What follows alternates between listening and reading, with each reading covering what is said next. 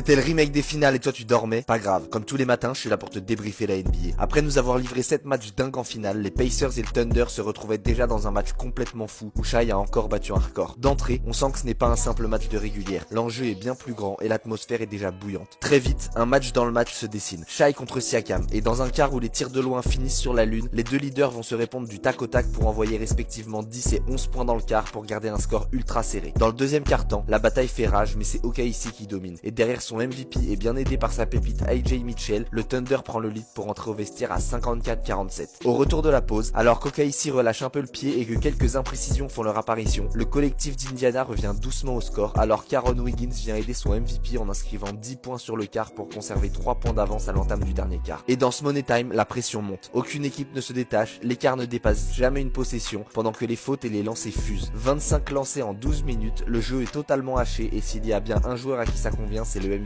11 points sur le quart pour porter son total à 40, mais alors qu'OKC mène de 1 point à 10 secondes du terme avec la balle, Shai manquera un lancer et dans la foulée, Siakam enverra un énorme pull-up sur Holmgren pour envoyer les deux équipes en prolongation. En overtime, les effectifs se resserrent et alors qu'OKC joue uniquement avec ses titulaires et sa nouvelle pépite belge, les Pacers doivent se passer de Nesmith exclu et de Nembhard et Jackson qui semblent trempés dans les paris sportifs tant leur match est immonde. Et pourtant, c'est les Pacers qui peuvent compter sur le plus de joueurs en attaque, car à OKC, heureusement que Mitchell brille pour soutenir Shai avec 5 points pour finir la rencontre à 26, car à côté, personne ne tire. Et après 5 minutes de 1 contre 1, Shai manquera son game winner pour relancer le match pour 5 minutes supplémentaires. Siakam et Mathurin n'y arriveront plus, après avoir tout donné en envoyant 68 points en combiné, pendant que Shai viendra tuer le match 141-135 et battre son record de points avec 55 unités sur la rencontre.